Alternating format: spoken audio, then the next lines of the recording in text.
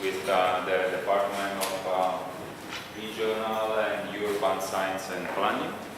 He's giving to us a talk that is a bit different from what we are used to listen. So he's going to present some results of his research in some European projects that are about the impact of the installation of renewable in a given territory from different perspectives, including the social one, which is something that sometimes we miss in our field. And I hope you will enjoy, and the floor is yours. Thank you for the presentation. Thank you to the Scavenge project and team for inviting me. My English is not so good, so if you don't understand, if you have any questions, please ask. Okay? I will help with my hands and some photograph and figures. So I will start with a theoretical discussion about transition, but first of all, I want to thank all the project partners that help us in those results. So I will present results from three projects. The first is Biosecure 2050, that was in the 7th framework program, ended in 2015. Then DIMMER project that ended in 2016, again 7th framework program. And then an EEB project, an Italian-funded project about smart communities, smart cities. So the first point is energy transition.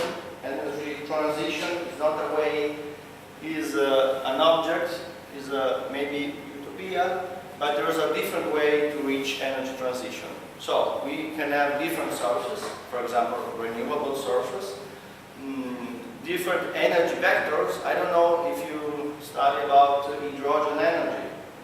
Let's say that 5 or 7 years ago, when I finished my master, I made a thesis about hydrogen economy, because the hydrogen energy was seen to be the next future. Every car fueled by hydrogen, every house heated and electric generating by hydrogen. Well, nowadays, hydrogen as a vector, at least gas hydrogen as a vector, seems to have, it will have less importance in the next future. We discovered a beautiful engine like the solid oxide fuel cells, but we are trying to feed those solid oxide with other type of gas, for example, waste gas or biomass gas, because hydrogen as a vector is not so prominent. Synthetic fuels, electrification, and then we have different ways to reach the transition. And let's say parallel ways. We can increase the efficiency. We can increase the modal shift. So I take a car, and tomorrow I will take a bus, and after tomorrow I will take a bicycle. We can have a deep road. So it's a potential, a possibility. We will have less comfort, okay? Less speed. It's quite hard to have that nowadays, but some, let's say, philosophers talk about the road.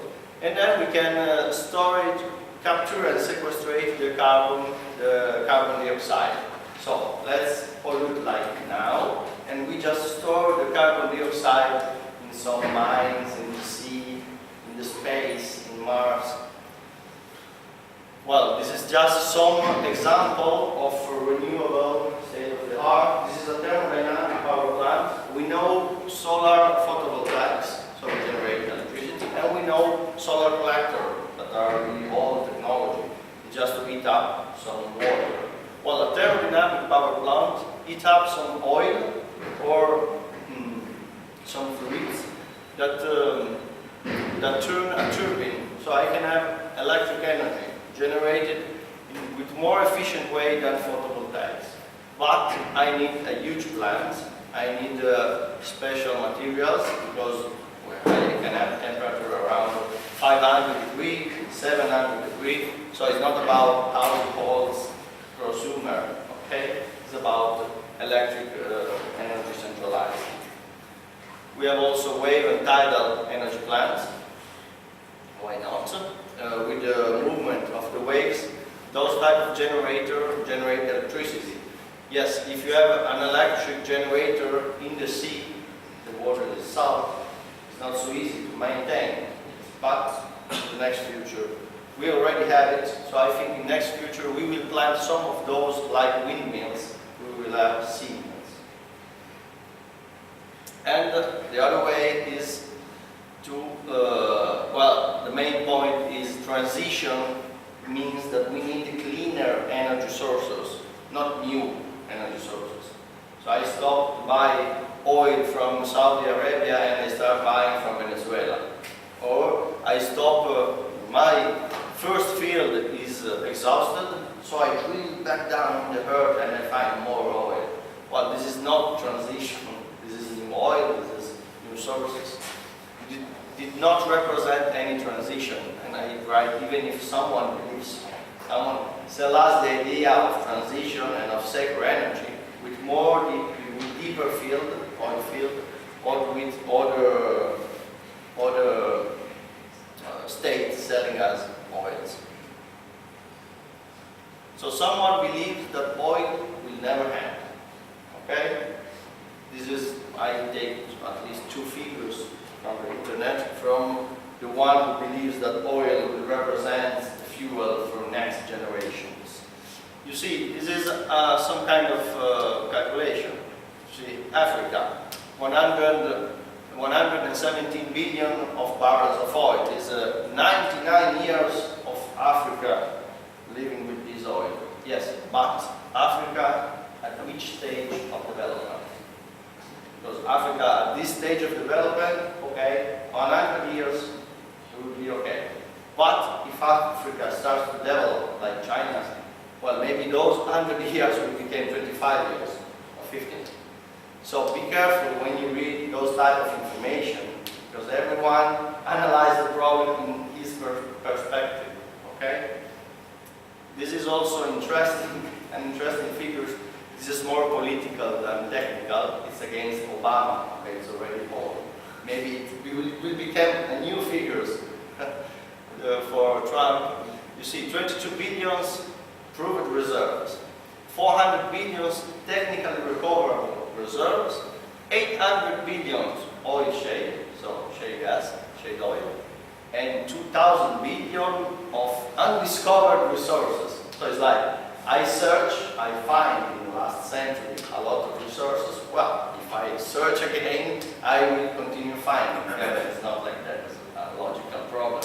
We are continuously finding and searching new oil, but it's quite incredible to imagine that whatever you search, you find. I'm searching for money in my house, and I find some coins, but if I search again the day after, I will never find anything.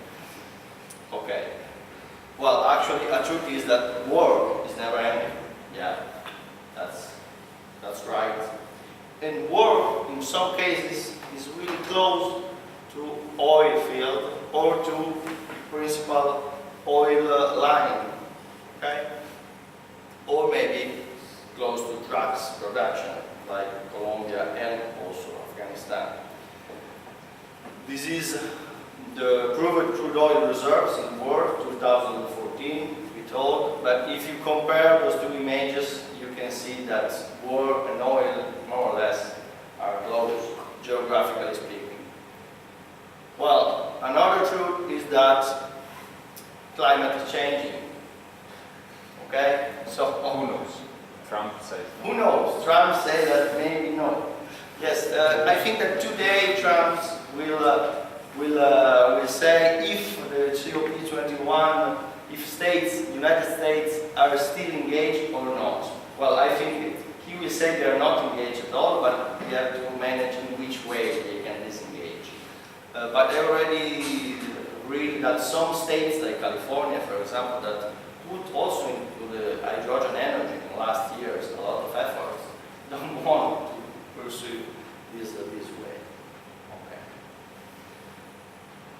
So this is just to introduce.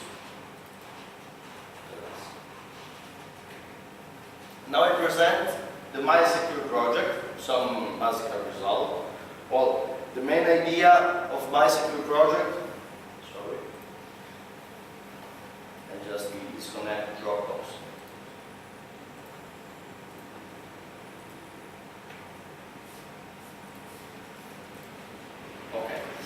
is about three pillars. That is sustainability, security of supply, and competitiveness.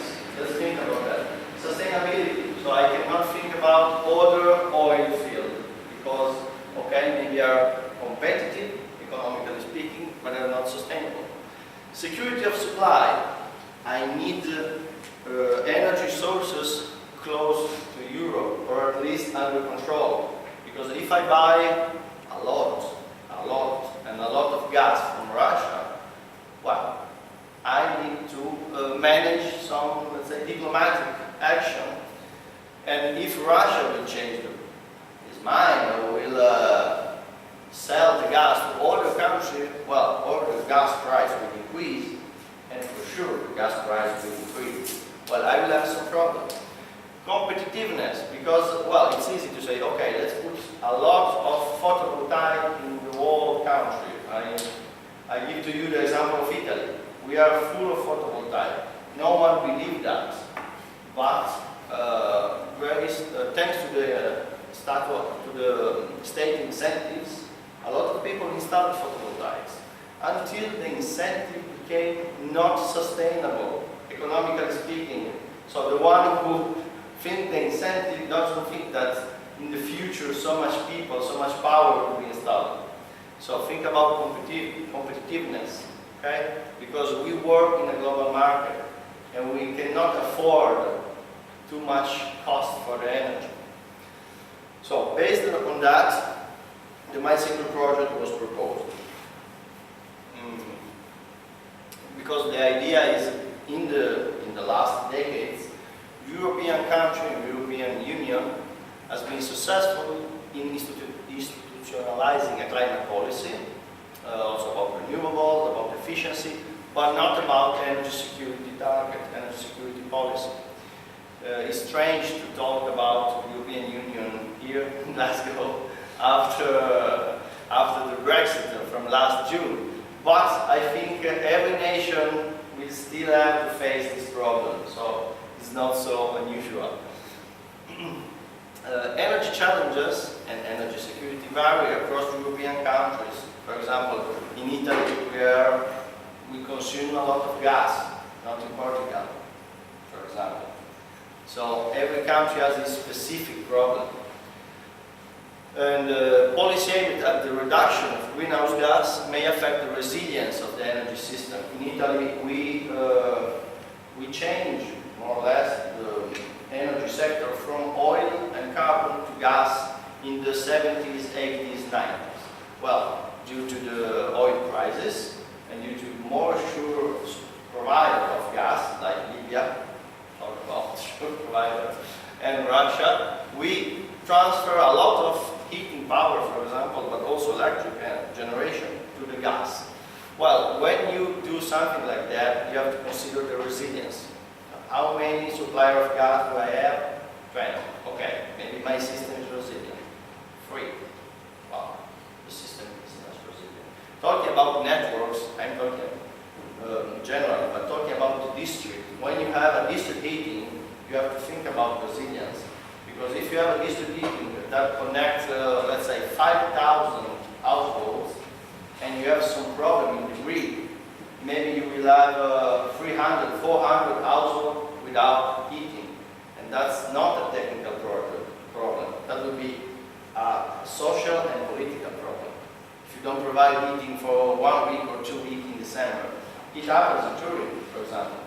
For some days, a lot of families stay without heating because we had a problem in the grid. So think about the grid. The grid may be like a ring, at least.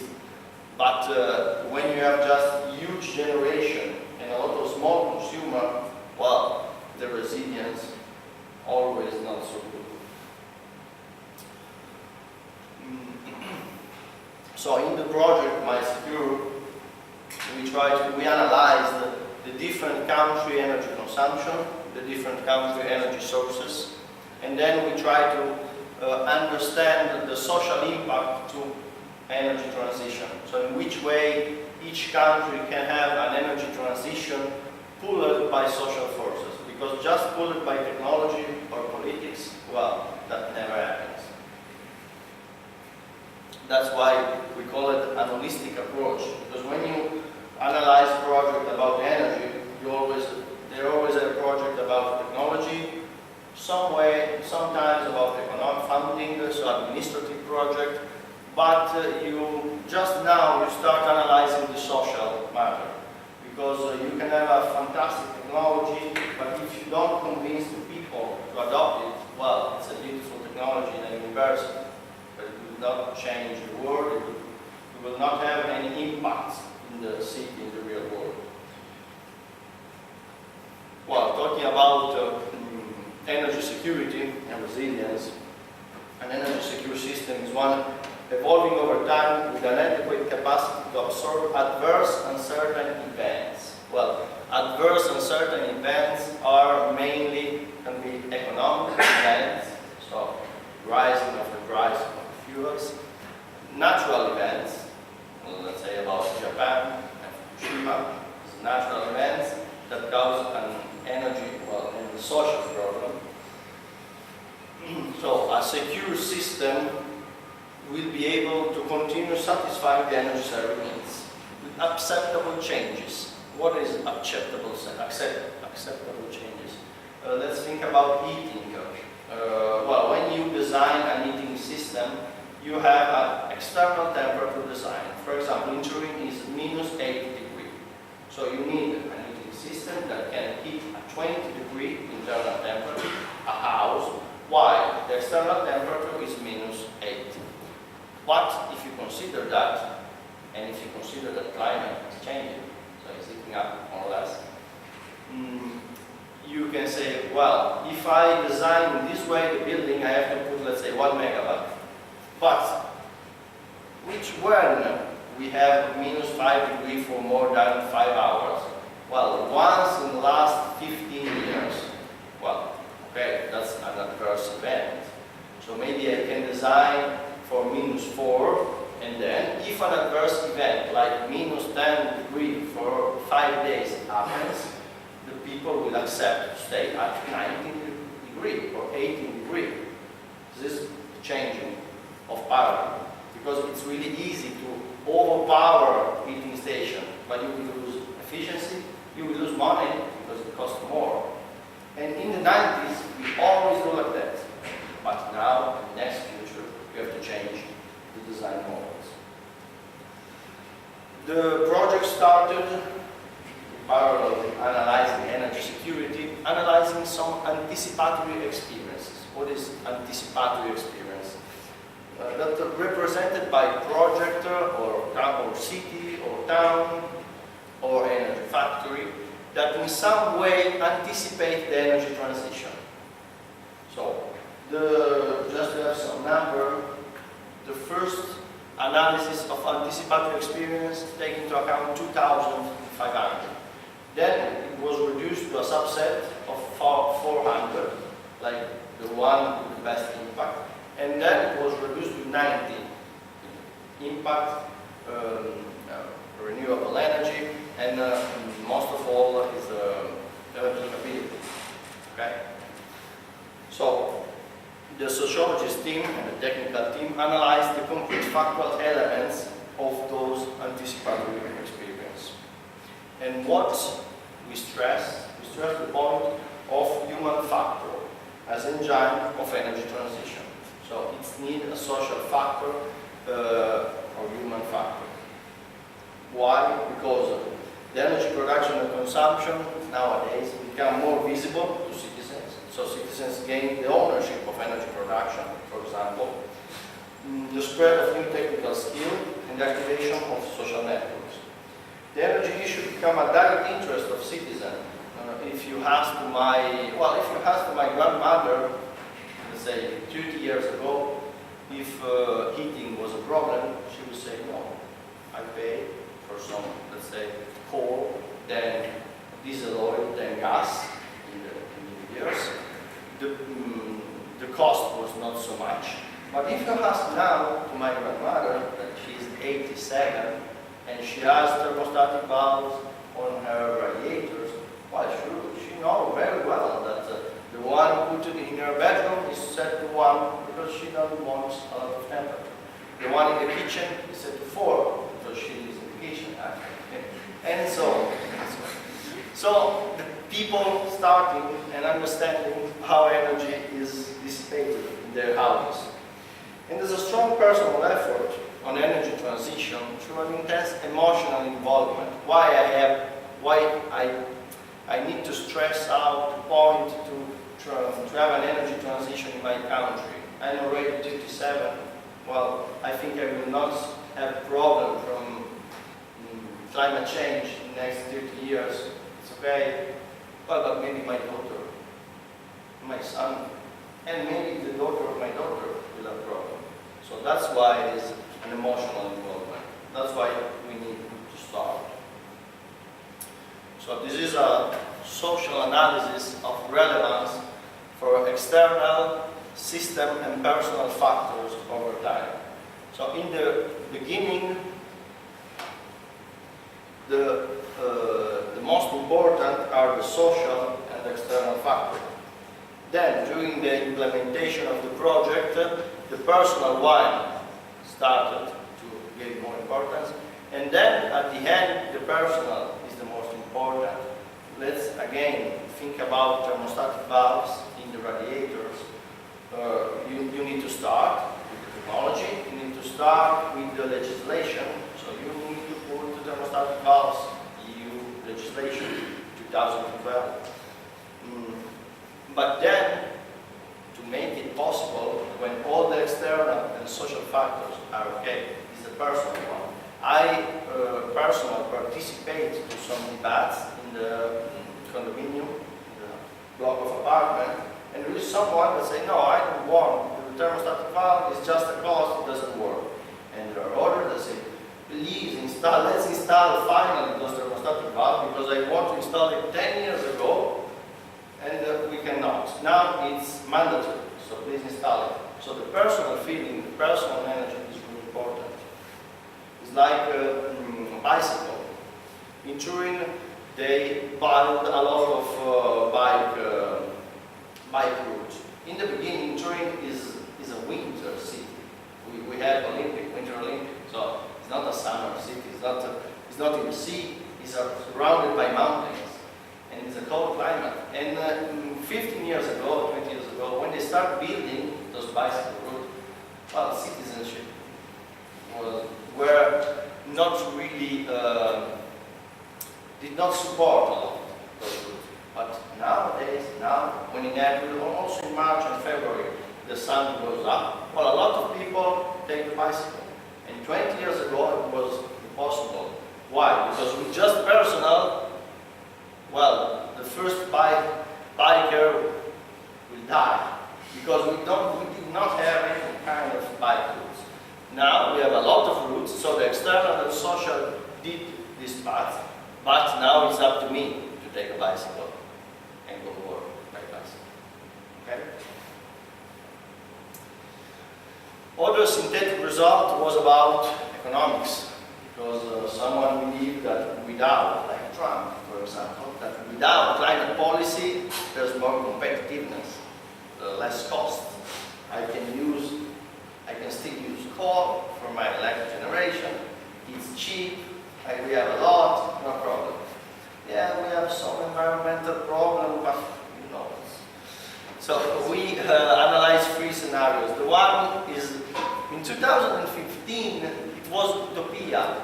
Is no emission regulation scenario, and someone addressed us like, well, this is not reality. We have emission regulation, but now it's actual. I'm not happy about that, but it's actual. Then the centralized energy transition, so it's energy transition governed by central government. And the SET, social energy transition. The no emission regulation scenario is just simple as it's written. There is no climate policy considered. Okay? So you don't have to pay for the emission. You don't have to change your system for pollution restriction, but just for efficiency if you want to gain more. Then the SET is a top-down. So the government starts a transition. Why not the European government? start a transition in the States, setting up some lines, some target, and deciding which way, so which kind of electric generator, which share of bicycle or public mobility, every state needs to apply. And the scenario does not assume relevant change in people's lifestyle. Because if you oblige me to use the bus, well, it's not a choice, okay? If I had to pay a lot and a lot and a lot for parking, for example, or for taxis in the city center, well, I will use the bus. But I will not change my lifestyle. Every time I can, I take my car, again, happy of that. And the other scenario is the social energy. So let's build the framework, let's build the legislative and administrative constraints. Let's put some targets for reduction, and then let the people and the society able to make the transition. Each people, or maybe each small society, district, cities, towns, will make the transition that they believe it is more convenient for them. Not just economically speaking, but also about applicability. Okay? So these scenarios foster modal shift. Modal shift that I like. For example, I will take the bike on a sunny day, I will take a car in a rainy day. Those are scenario evaluation, so this is just calculation of economies. So we have to take it like that. We can discuss about that, but the energy intensity for sure is decreasing. Well, in the near scenario, we still consume a lot of energy to make, let's say, to make money. While in the set scenario, the energy intensity decreases more in the set than in the sand. It's like the idea is if the revolution, the transition comes from the downside, from the people, they will make a more efficient way for the transition instead of a transition made by the top. And this is the mobility satisfied by personal vehicles. You see, again, in the near non-emission regulation scenario, people will increase using personal vehicles, while in the sand, and specifically in the set scenarios, this data will decrease. This is an overall analysis of those scenarios. I just read it. On the top is participatory, on the down is financial, policy, technology, external, repositioning. And you see in blue is the actual values of European Union, while in green is the set scenarios in different positions. So it's done 2020, 2030, 2050. The other analysis is about set scenario, centralized scenario. And you can see that participation is still decreasing. So if you oblige people making some changes in their lifestyle by law, well, you will have less participation. You will have a bit more participation of the financial or the technology, but actually you are not increasing your diamond. Okay. The project is ended, but if you go there's a lot of delivery. May I interrupt you or you prefer? Absolutely no. How is the method you use for calculating the participation? Well, now I will show some of the criteria. Well, the participation, the starting point was some databases of focus group made it in overall Europe about, for example, the willing to buy a new object that consumes less, even if it costs more. It's just a small example, and so on. So all those numbers were analyzed by. We started by technical, talking about energy production, share of gas vehicles in the global vehicles, and so on. And then sociologists and economists take some focus group and analyze and produce those numbers that are.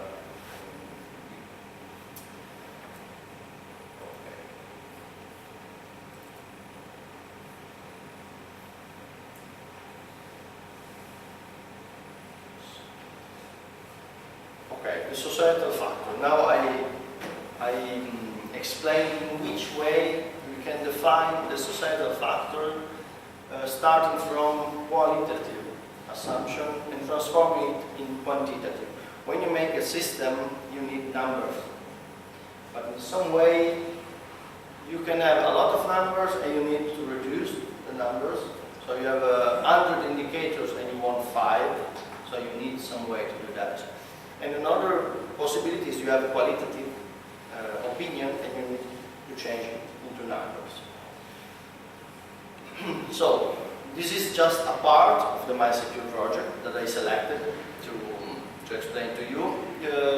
All this work was made by the Enea company in Italy, especially by Oscar Amelighi and Bruna Felici, with the help also of Politecnico Italy.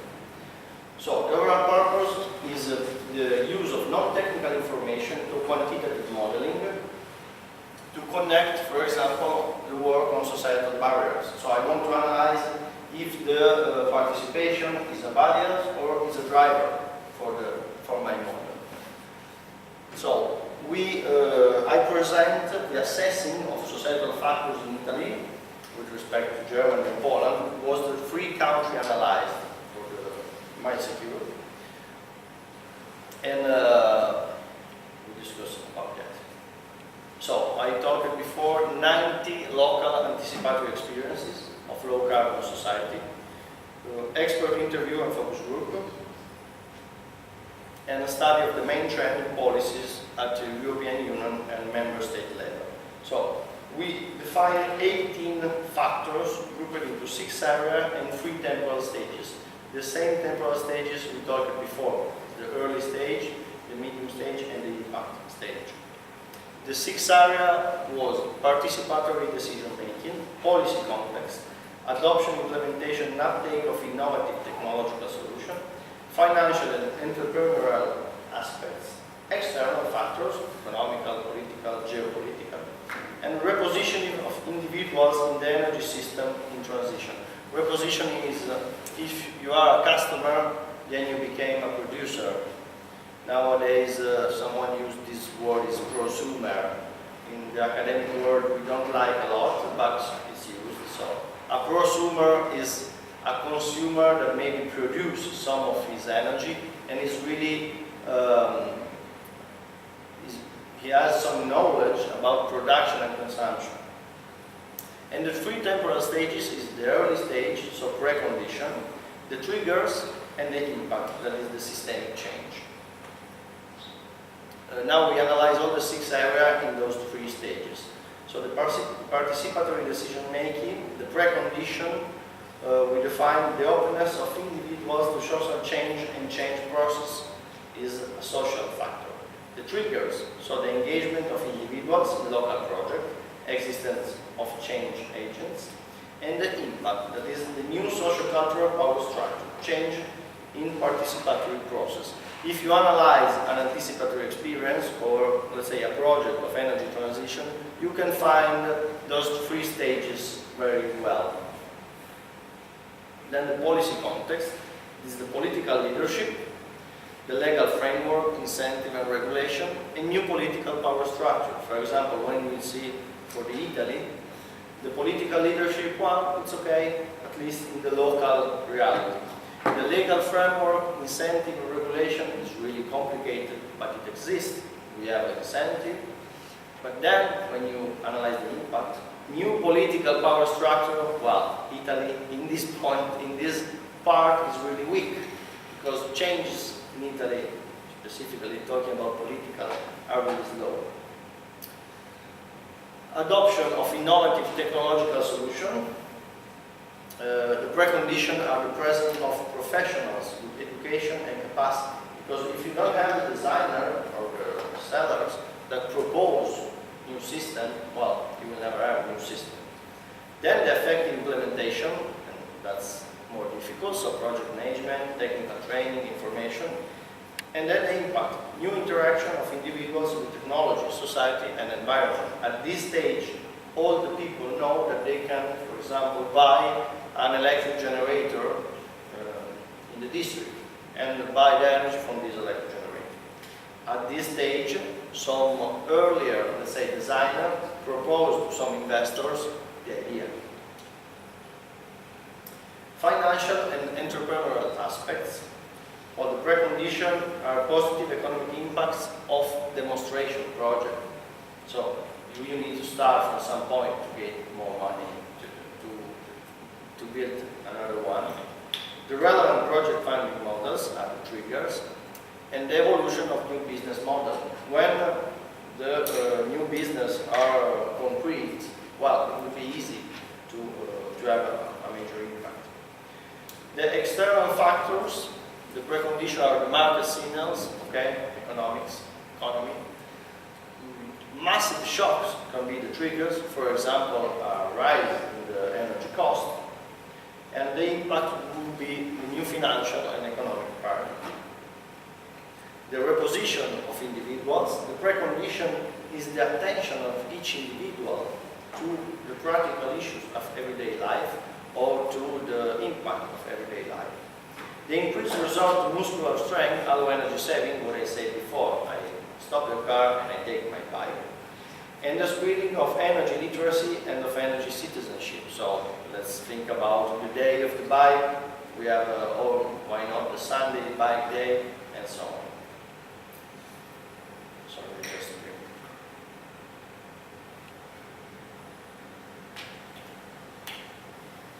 So for each of these factors, the project team gave a number from -2 to +2. -2 is constraint, +2 is driver, the 0 is irrelevant. It's not a driver and it's not a constraint. We set up a lot of indicators to build up those 18 factors, and those indicators were assessed and the values were aggregated. Then we came back to those values and we analyzed that. And this is a crucial part, because if you take some statistical number of vehicles, number of person per vehicle, and so on, you aggregate that, okay? It's questionable in which way you aggregate that, but you aggregate in the same way for each factor and for each nation, for each state, and then you have a result. And then, if you want to change this result, well, you have to be very strong in the motivation. So you make a round table with experts, and you say, okay, the result is that this is a driver, let's say a weak driver. But among experts, we believe is a constraint. So you change it. But you have to define that very carefully. This is an example for participatory decision making. And the factor is openness of individual to social change and change process. So it's the first stage, the early stage. And those indicators was used to make this one. That was the answer to question made in a specific focus group. So citizens believe that they play active role in environmental protection. Citizens' action take to protect the environment. Willingness to buy eco-friendly products. Importance of environment and quality of life, importance of NGO in political decision making, trust in NGO to influence political decision making. Buying environmentally friendly products can make a real difference, importance of resource efficiency, and citizen effort to reduce household waste. The indicators was for the scale was used a -2 to a +2, as I said before. And to assess the indicator, we use three types. This is the scale 0 to 100% from public opinion and Eurobarometer surveys. So the one that take those answers. When we don't know a max value, or it doesn't exist, or it's not reasonable to put a max value, we just put the highest Euro 28 number, and the same we did when the mean value did not exist, or if 0 was not reasonable. So we put the minimum of the member states. Average of the value of all indicators for given factors, so we have indicators, then we have factors, was taken to determine the preliminary overall factor assessment, and qualitative assessment, what I said before, was made by experts to adjust some of the assessment. to better reflect the factors for the country. Then we calculate the European Union overall factor by the CLAN methodology, just cluster population weights. So we divide Europe in those three types: Germany, Italy, and Poland. And we believe that was representative for the whole of the European Union. Those are the factors. I don't know if you can see the number. Yes. For example, if you can analyze some of those. Participatory decision making, what I said before, is the early stage. Italy is a driver. It's 0.8 and the maximum is 2. The trigger are 0.6, but then the new political power, the new social political power is minus, so it's a constraint. So in Italy, it's a problem to change the political power, to have a real modification. I have to say that after the 216 election, administrative, that's not so. I will come again on those factors and change it. I don't know how much you know about the election in Italy. Now we have Movimento 5 Stelle, and this is at least a demonstration of changing. Then we can analyze if it's good or bad, but it's changing. So some political structure are changing, especially in the cities more than in the government. And so the political context, the repositioning of individuals in the energy system is, let's see, is a constraint in all the country. So it's a constraint. People is not willing to change their behavior unless they are obliged for, let's say, medical reason or economic reason or laws. And economic reason, let me say, if you have a car, using that is not, it's cheap if you have it. If you don't have, okay, then you have some cost to buy and to the insurance, the taxes. But if you have it, you never think about the money you spend using it for making some kilometers.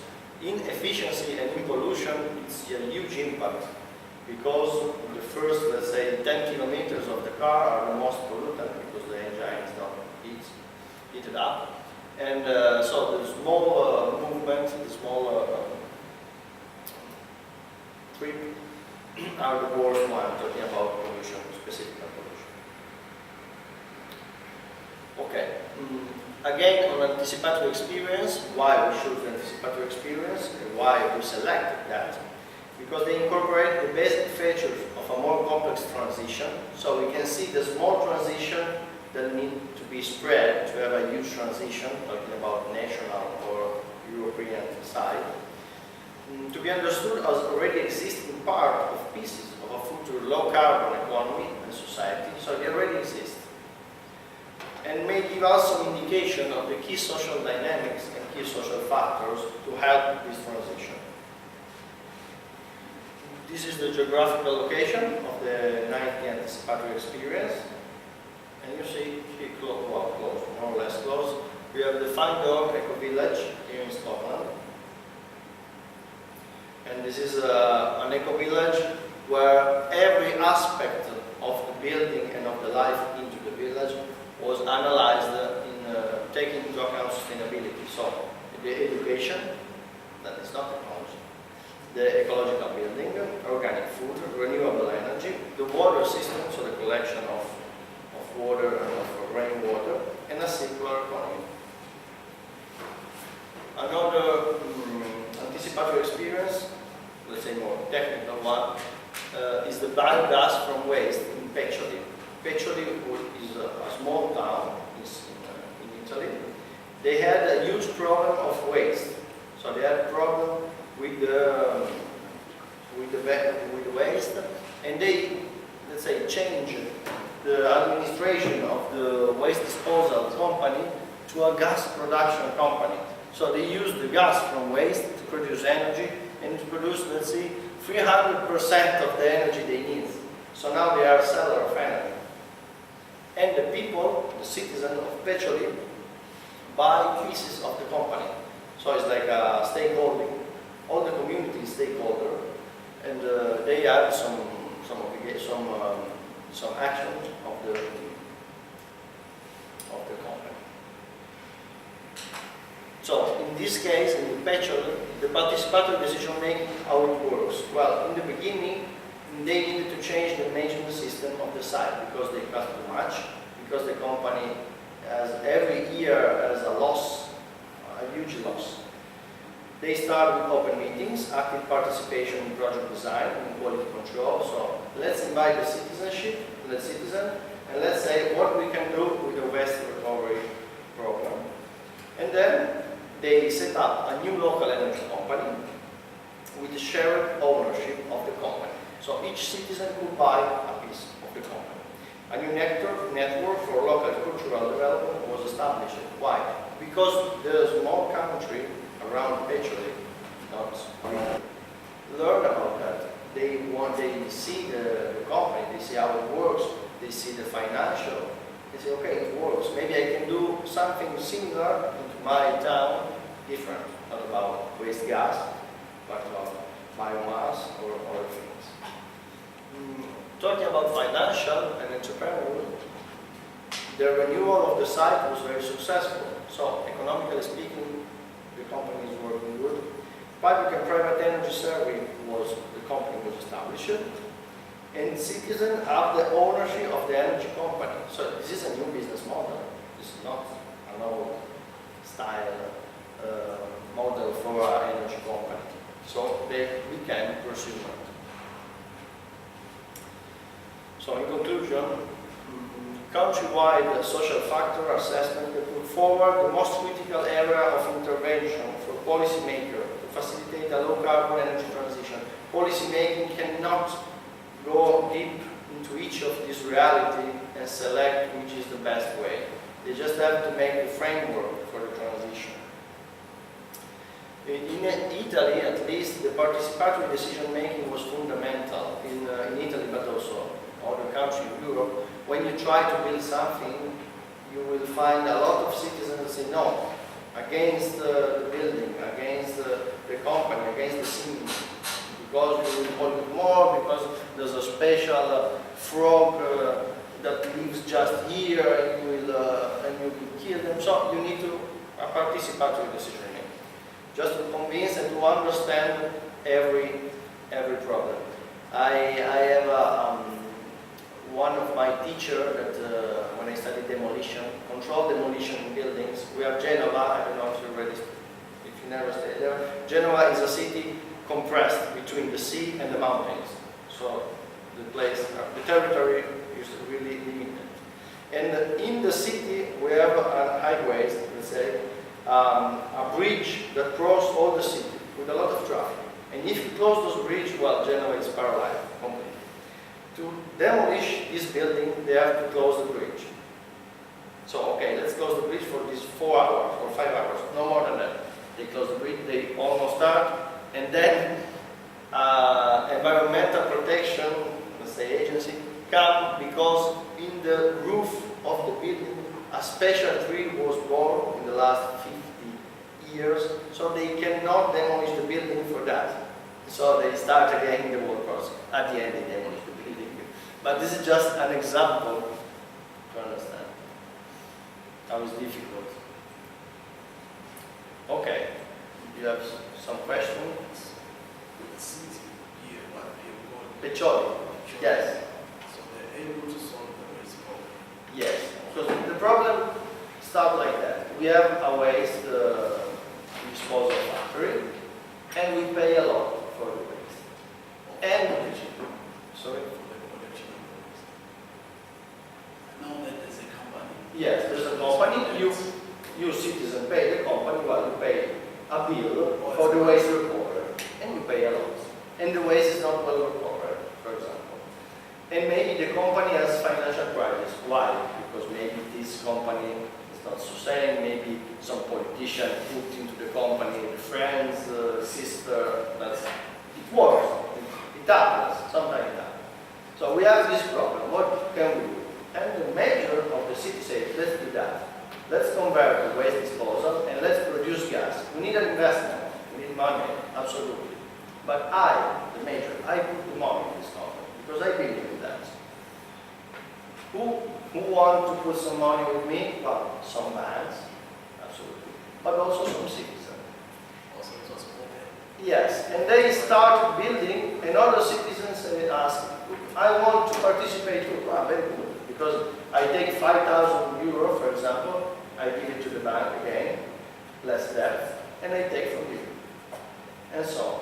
And at the end it works. Well, the first thing also in Peccioli is a strong leadership. So you need a person or a team that strongly believe in that. Because if not, How do they share the dividends? well, it depends. In the first way, depending on your share of the company. So if we have dividends, you can have a trust, financial. So each year the company give you 2%, for example. It's not so much, but it's better to have 2% from my waste company than from, I don't know, credit or Sao or whatever. Why not? On the other way, if you invest more, you can share dividends. But on the beginning, it can be also a sort of saving money.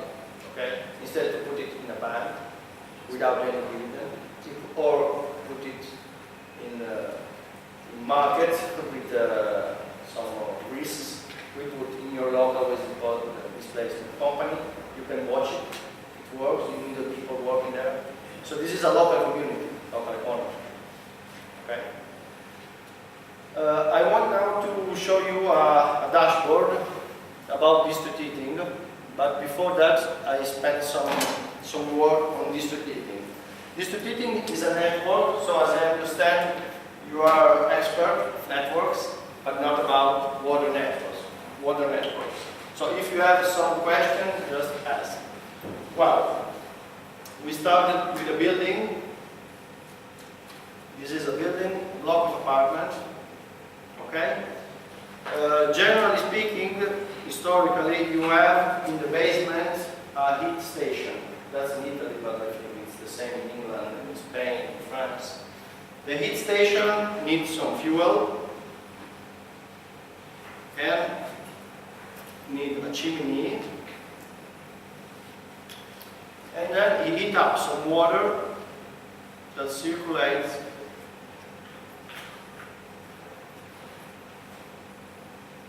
to the radiators. Okay?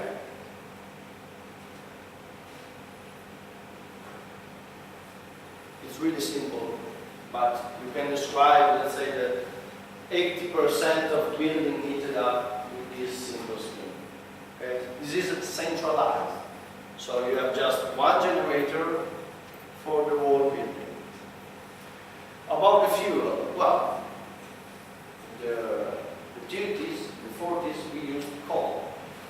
You have there close a coal deposit, and you go to coal to heat up some water. Then we move to diesel oil.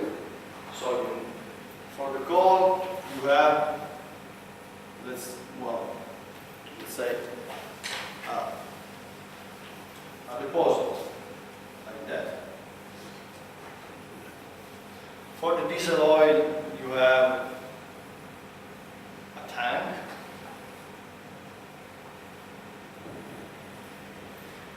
And for the gas, you have a grid. You cannot store your gas, so you have just a pipe. A pipe connected to the city grid that provides you the gas. So we already have a gas grid in our city, like electricity. When you want to refurbish this system, why? Because it's old, generally speaking, or because emission regulation, because your boiler is working fine, the efficiency is poor, but no matter, but you have emission regulation. So each year, a company has to measure the emission, and for example, if NOx, at least in Piedmont, are more than 80 ppm part per million, you have to change the boiler. You have to stop it and change it. And it's better to know that during summer than during winter. So you cannot choose to change the boiler in December. It's a huge problem. Stop everything, Another possibility is to connect it to district heating. District heating is a heat exchanger with water on one side and water on the other side. This is the primary, this is the secondary of the heat exchanger. Heat exchanger is just some plates of metal hooked together, and this water never mix with this water, okay? But just change thermal energy. The radiator of your car is a heat exchanger. It's not water to water, it's water to air. But the idea is this. So if you put this in your basement, you will also eliminate some problem of the fuels. Why? Because if you here you need fuel line and also chimney, well, this fuel line, this chimney, and this room need to be done in some way. For example, in Italy, the fire guards, we have regulation about fire that say, okay, this room need to sustain a standard fire for 2 hours without collapsing. You need some ventilation through there's a window, always open to the external, and so on. And the chimney is the same. You cannot put it inside the building, or you can put it, but it needs to be sealed, so it costs more. If you put this system, well, the fuel is water, so no one asks you anything, and you don't have chimney. So it's simpler, and simpler means cheaper. So if for this one you have to pay, let's say, 60,000, maybe for this one you just have to pay 15,000. And if the district heating company is presently bored or wants to develop more, maybe he said, look, that's for free. Well, let's imagine people. We have to spend 60,000 euro for the new gas station, or pounds, or whatever. Well, we don't have to pay anything. District heating company offer us the substation. This is called substation. Perfect. You already received gifts in your life? Yes, I hope. You already received gifts from unknown people in your life? Maybe a small trip to the station, maybe a dollar, a pound. So, this is not a gift. This is because then you will be a wonderful customer for the company, because you will buy the gift. It's trade-off. And you will pay more for this heating than for this one. Okay? That's a trade-off. So what I say to people is, if you have the money in the bank, and you lay down this money in the bank, well, invest it here. Renovate your system. Okay? If you don't have the money, you just can afford the bills for heating, but you don't have the money to spend. Oh, well, you have no choice. Please connect with this heating. At least you will emit less pollutant, and at least you are in accordance with the law. Okay? So to have district heating, you need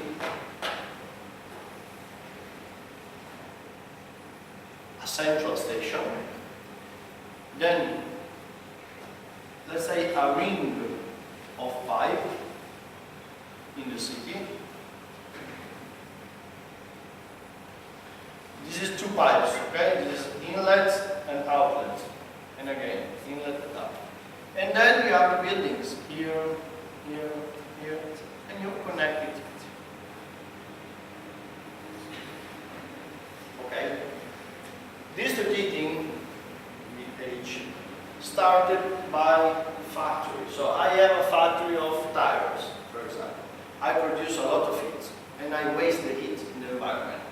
Well, let's put a huge huge heat exchanger here, and let's provide the heat to those pipes. In the northern, well, Eastern Europe, Poland, for example, district heating are really used because they have the city and the industry all around the city. A lot of energy, thermal energy, that can be put into the grid. Okay? And generally speaking, here you have some kind of, well, generator.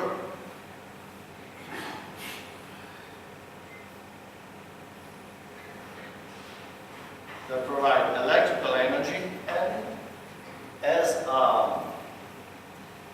a waste thermal energy. So you produce electrical energy. This is your main business. And then you sell the thermal energy to the grid. Okay?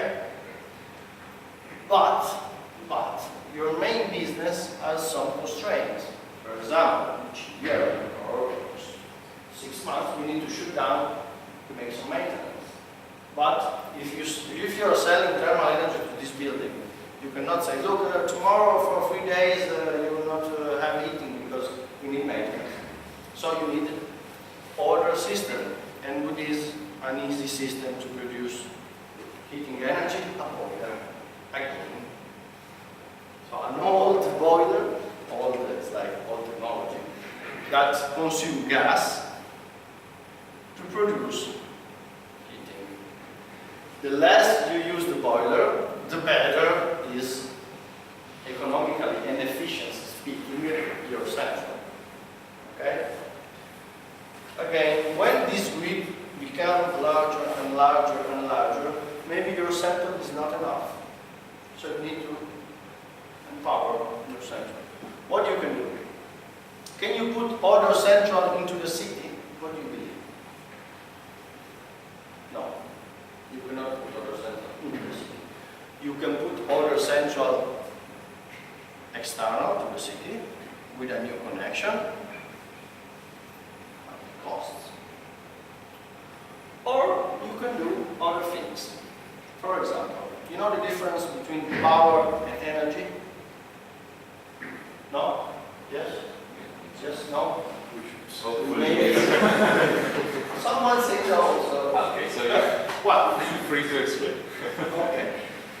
If you need to translate a rock block from Glasgow to London, you can do it by motorcycle at 5 kilometers per hour. Okay.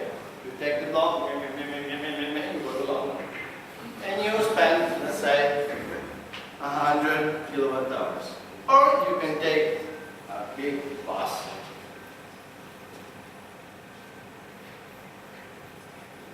And you can go at 100 kilometers per hour. I'm sorry. I know. Well, let's translate in miles per hour, but it's the same. The energy you spend is the same. It's absolutely the same. Because the work you've done is the same. Take my block and I go. But what is the difference? Power. So the same energy given in a smallest time, more power. The same energy given in 2 days, less power. Okay? In talking about building, you have two problems. You need to, let's say, in the whole day, you need to provide some energy. Can I break that here?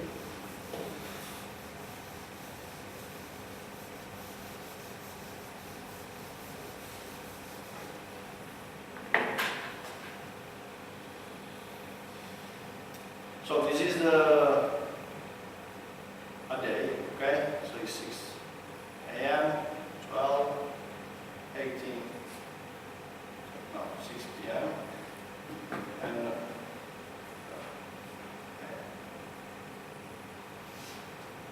generally speaking, the building heating is something like that. We start here, there's a peak, then this is the energy provided to the building. On the other way, you have the energy losses. the building energy losses is something constant. It's not like that, because here you turn off, on and off the boiler. But the building energy losses are something like this, depending on the external temperature. So the energy, the integral of black and the red one need to be the same, because if not, the day after, instead of have 20 degrees, we'll have 90 degrees, and then 80 degrees. So you need to balance that. But in which way you provide that, well, you can choose. Generally speaking, people sleep at less temperature, but when they wake up in the morning, they want the radiator hot. So they start turning on the heating system. If every of those buildings do that, okay, you will have a medium, let's say mean power needed, like, let's say 5 megawatts, okay? But you need a peak power of 10 megawatts. And when you build this system, you are not thinking about peak power. Economically speaking, if I put 5 megawatts of turbine, it has to work 800 and 500 hours per year. I don't want to put 10 megawatts turbine and turn it on just half a day.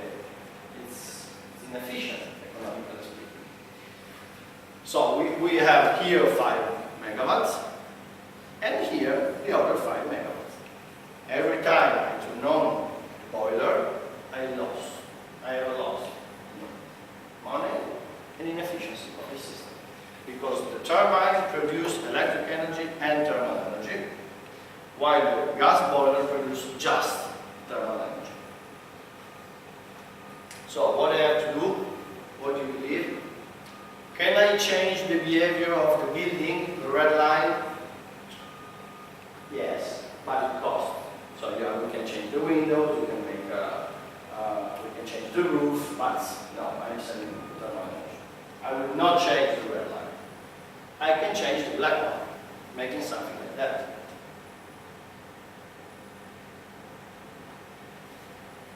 Okay?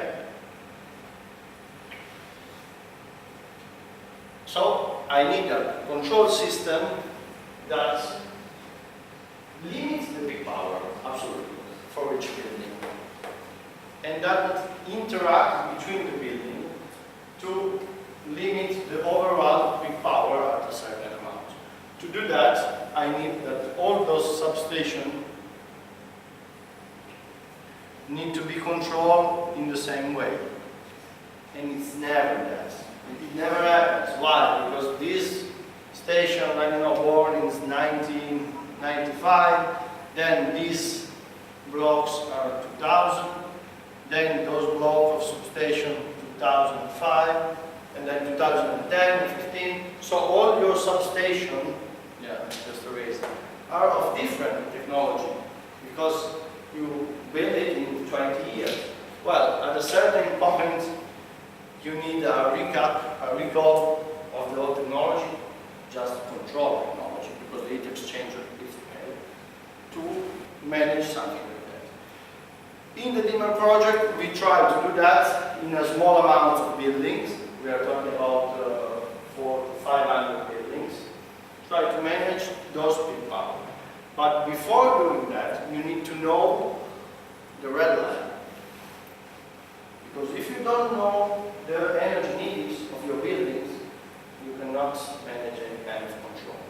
So what I show to you is an information system for the district heating network. So you see, this city is Turin. Those are some buildings.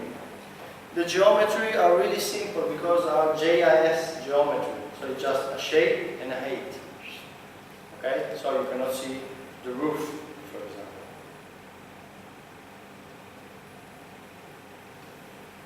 But if if I put some kind of factors here for example is yearly maintenance cost. Yearly maintenance cost of the different substation, sorry, for the different heating station. Those buildings are 100 connected to district heating and 100 with the centralized system, diesel oil, gas. The red one are those that pay a lot for maintenance. That's what it means. If I pay a lot for something, for maintenance, it's a new system. Maybe it's an old one. Maybe it's a really old one. So with this dashboard, you already check what are the old ones. And you can also suggest things to those two. Look, there are two buildings. Each two buildings has a system. You pay a lot for maintenance. And you can check, and you have, let's say, 1985 system. 1985, it's a wonderful year for people. It's like 30 and something, 32 years old. Wow, it's young. But for a thermal station, it's really old. Okay, 20 years is, let's say, the maximum age of a thermal station. So you can propose, look, we can make a single station for both, saving some money. Because instead to make two new stations, we can make just one. And talking about district heating company, he can propose, look, you're spending a lot for your maintenance. I can put a substation. The substation maintenance it costs, but it costs really, it's almost zero. Okay? So this, and with this tool, we go further, and we made a tool that analyzes different scenarios. This is an exercise, okay? So you can question about numbers. But the idea is, if I have geometrical data of my buildings, if I have the data about the heating system, so years, fuel, and power installed, well, then I can build a model and try to build different scenarios. If all the city connect to the district heating, for example, this is absolutely an extreme scenario, what will happen on CO2 emission? What will happen on costs? That tool will do that, for example. And I can also configure some refurbishment. Let's connect everyone to district heating. It's a stream, okay, but it's a test. And let's compute. Oops. I need to select.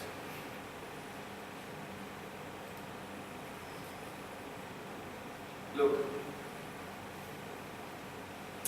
I have an interesting savings in CO2 emission. You have to take into consideration that CO2 emissions are calculated taking into account the primary energy factor and the emission factor that the district heating company gives to us. So we have to believe that number. If we change this number, also the emission change. So be careful when you do this analysis or when you analyze those results. Okay? On the other way, you see return on investment, 61 years, minus 61 years. There's no return on investment. Economically speaking, talking about building owner, there's no economical reason on a, let's say, time span of 5 years to install district heating. The only reason is I don't have the money. I cannot do any investment. Okay, so let's connect. And we have also a small decrease of primary energy. Why small? Well, because we are changing all boilers with district heating. In district heating, due to this generator, due to the peak power, has a not so good primary energy index, because it's not everything in cogeneration, but a lot of energy comes from from gas, and you lost some energy in those grids. Can you imagine kilometers and kilometers of grids buried in the terrain at 110 degrees? You are heating up the terrain, and you are losing some energy. On the other way, let's try. We make another assumption. We select small. And we try to put a new condensing boiler. So let's see what happens. Well, the CO2 results are less good. The primary energy are almost the same. We are to an investment 11 years without any kind of subsidies. If you put the subsidies that now in Italy is around 65% return in 10 years, this is about 4 to 5 years. Wow, that's a good investment, 4 to 5 years. Okay. I show to you some questions about this.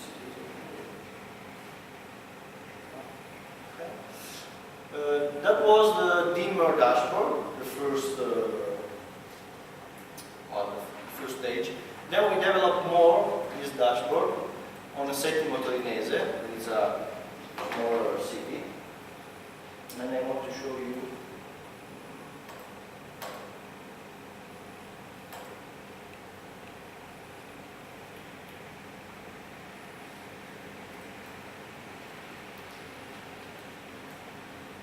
it worked yesterday.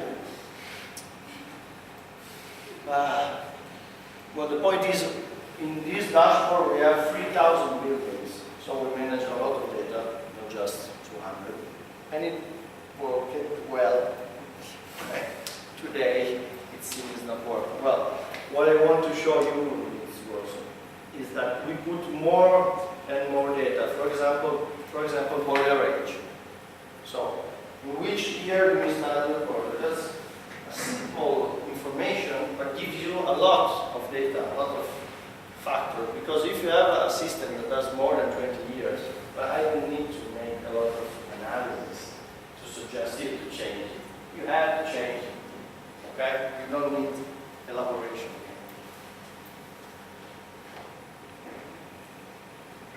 Well, okay. I just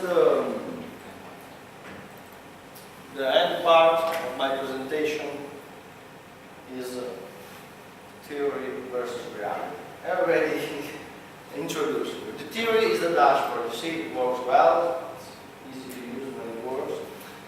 While the smart city theory, every building connected, every control from a central brain, you can shut off a plant, you can say to the consumer, look, your dishwasher is consuming too much, please can you shut down now and turn on again in 2 hours? Not by telephone, not by smartphone, but automatically with the dishwasher. If you buy a dishwasher or a laundry washer now, you can buy it smart city ready. Is a dishwasher, is a heat pump that is already ready to take some control from the grid. Okay? This is the idea of smart city. Well, actually we have constraints in the city. We have constraints, we have old buildings, old system, existing urban metrics that we cannot change. The land use is limited, so we cannot put a new station into the city. Even if a clean station of solar photovoltaic, you don't have the space to do that. And then, do you have the grid? For example, district heating. It is present, or you need to build it? Because if you need to build it, well, let's think about works. This is close to my house, actually. And this is the build-up of this is not a primary ring, it's a secondary. So this is not this one, but maybe is, something like that.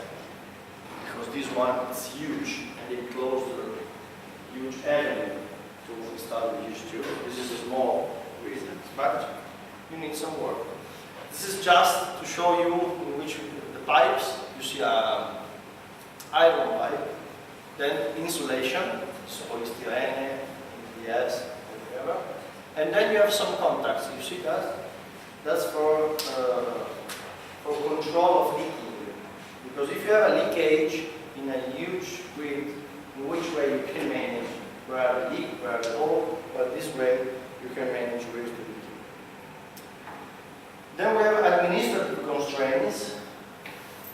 Why? Because we become prosumer, but we are not energy producers. And if you want to sell your energy, it's not so easy. There are some rules, there are some investment you need to do that. So if, for example, 2 apartments want to sell their energy, well, it's not convenient. So the idea is to consume their own energy. Because the electric energy grid is strictly regulated, you cannot put the energy. And the district heating grid, talking about district heating, is a problem that until now is a monopoly. It's not a public grid and everyone can put thermal energy. It's a monopoly.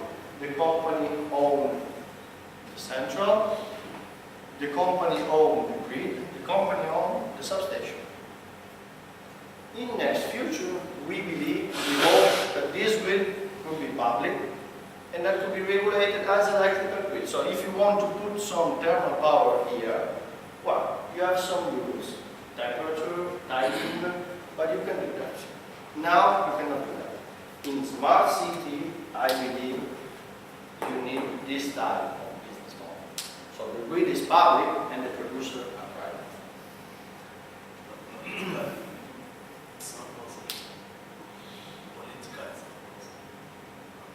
Everything is possible. Political life to say that. So, No one will change. well, what I see is that electrical, at least I talk about Italy, but also about Brazil. Electrical, the grid is public, the producer are private. It works, yes, it works. Public transport, what I see in Brazil, in Curitiba, is in the southern part of Brazil, 3 million people, city. The company is public, the bus are private. So you have a public company that provide transport service to the people and that get the money of ticketing. And then you have small, I think about 7, private company of bus that sell mileage to the public company. And the maintenance, they pay for that. The public company has controllers. They stay at the bus station, they check the hours, they check the service as well, they go into the bus, they say, they see if it's doing, but it works. And it works good. And that's why the grid, let's say, is public. The money is collected publicly. And also the transport service. Why? Because if you have a house here and you say, I want to connect my house to district heating, they say, okay, it costs you 100 miles, 100,000 euro, 100,000 pounds. Why? Yeah, because I mean, you are not so convenient for me to connect you because you are small. If this is public, the public may be paid for it because you say in 20 years this investment will come back. So, but when I saw that in the public transport, I think it's possible to bring, yes, not, yes, it's not the independent politician. Yes. But I'm also private company, right? So it's not. Sorry. This is another existing system. So we are talking about smart city, but this is reality. That's our system. We have radiators, we have old tubes with old valves. This is not about control with super electronic. We have an old system. So we need a simple system to refurbish that. This is a connection of tubes. Even if you are not plumbers, you can understand that it's not the right connection. Okay? And we have some kind of generator like this. It's 20 years old generator. Okay, now I just run up just to show you which kind of refurbishment we consider in this model, in these scenarios. But it's just an example. You can consider other. We are talking about buildings, so we consider walls and roof insulation, window substitution. Okay. We consider wall insulation. This is the difference. You see, on the left side is a wall without external insulation. on the right side, they have external insulation because they have some thickness. External insulation, we always think about the building as the weak. So, as the ill person, we need to cure the ill person, and then we can change the heating system. Yeah, that's, generally speaking, it's okay, but the idea is, if this building consumes too much, no matter which type of system you put here, the building is the problem. So, insulate the building, change the windows, and so on. Yeah, okay. Logically speaking, it's correct.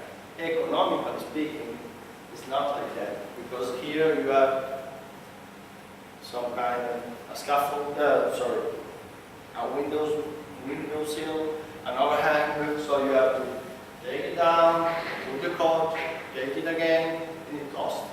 So the idea is this part, the insulation costs around, let's say, 50 to 60 euro per square meter, okay, more or less.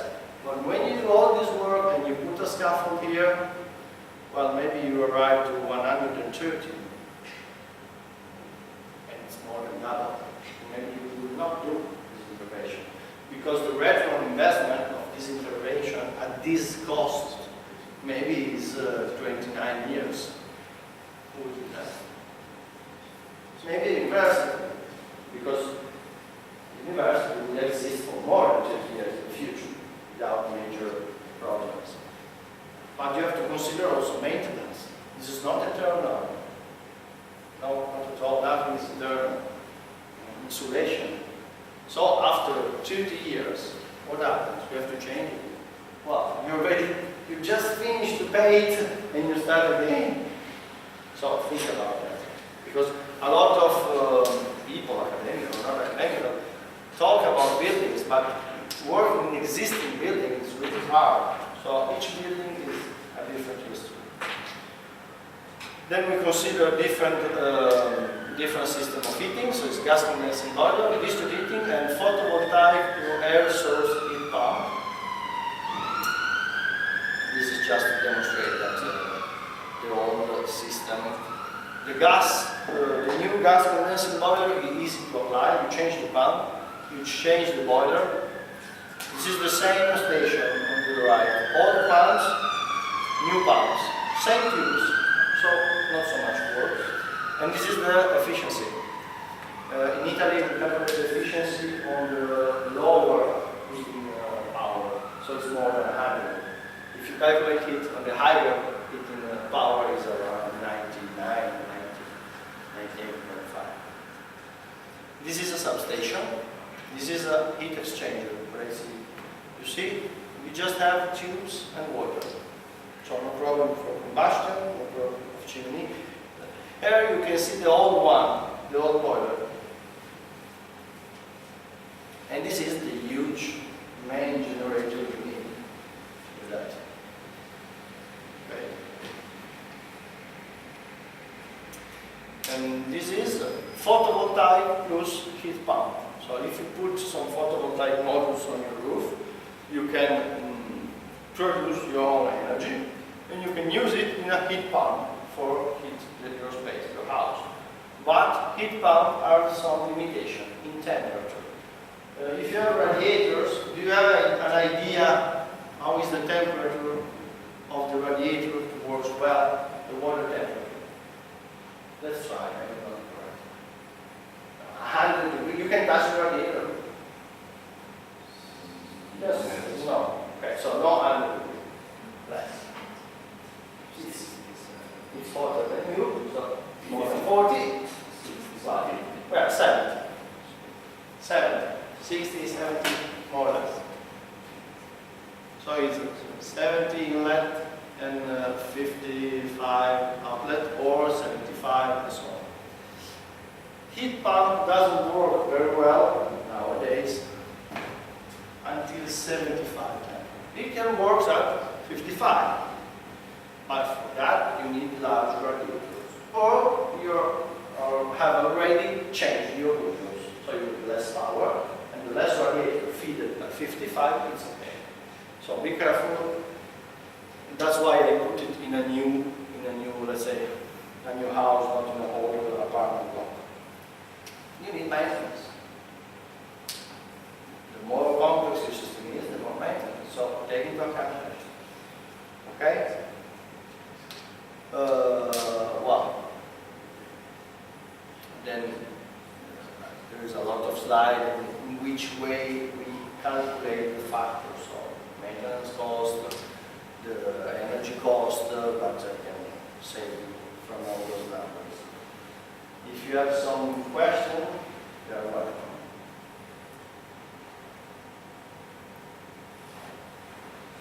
I have one. Maybe it's more a curiosity than a question. You talked about the prosumer concept and the fact that if you have a photovoltaic panel installed, then you have to consume the energy when you have because it's not convenient to sell. Yes. Well, the question is that? The question is, what is your opinion about the possibility to store this energy and to use it in a different moment instead of selling outside? Okay. Look, well, when we talk about district heating, we don't take into consideration the possibility of storing some energy close to the building. You put a water tank of hot water and you use it just at the peak power. This is an idea. Talking about electricity, the main idea is if you have batteries, those are the batteries, and here, well, you store the energy, then you use it. This is the heat pump. You use it when you need that. But if you do that, well, the best way is to disconnect completely from the grid. So why? Because this part will cost you a lot. And you have to dimension, to design all this for the peak power, the peak energy you need, maybe in winter. So you will have large modules to have enough energy in winter, and then in summer you have plenty of energy, and you cannot do anything. So the main idea is you have the grids, and until the grid company permit us, the storage is the grid. So, look, I produce more energy than what I need, not on a yearly basis, but on a seasonal or daily basis. Let's do this change. So, if you use the grid, that works better. You don't have to buy the batteries that cost a lot, and also maintenance of the batteries. And if you produce more in summer, well, okay, you account that. Then when you come in winter, the production will be less than what you need, and you take from the grid. So the best, until now, the best way is like that. If you want to store the energy with battery or also with mechanical storage, it's promising technology, well, you have to reconsider your needs, your energy needs. Because if you want here, let's say 3 kilowatts of peak power, is a roof, more or less, 50 square meters of roof. And you want gas for cooking? No, I'm electric, electric. And maybe you have 4.5 electric induction plate. Or maybe you have 3 kilowatts of heat pump. So the best way is to maximize the production in the year. Okay? You put into the grid that has other customer. Then you consume when you need it. At the end of the year, you make the bills. And you have to try, if you produce 1,000, you need to consume, let's say, from 1,000 to more. But don't consume less than you produce, because in these ways it's inefficient, economically speaking. You spend more for the system, and you will spend more, because when you sell this energy, it don't pay you. But then when you use it on a yearly basis, it's okay. That's why electric storage costs a lot. So until now, they already sell electric storage for specific application. So for example, if, well, for a transmitting service or whatever, if you know that your consumption is almost the same, more or less, you don't have peak consumption, you can design the modules, photovoltaics, and the storage in a better way. But in a household, that's, make a party, 10 people. You go for vacation, 0 people, no district, no domestic hot water, no cooling, and your storage became short, small. That's maybe. So a prosumer for me is someone that's empowered to install energy production, to have good contracts with the energy grids company, to sell and buy, and to install maybe a new system, because he understands that if we build a new house, it's important to spend something more on insulation on a new house. If he has an existing house, well, he knows something about, for example, mechanical ventilation, or changing of windows, something like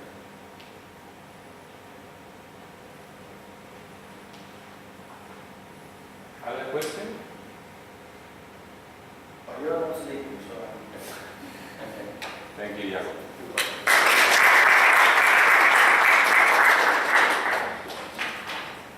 Time for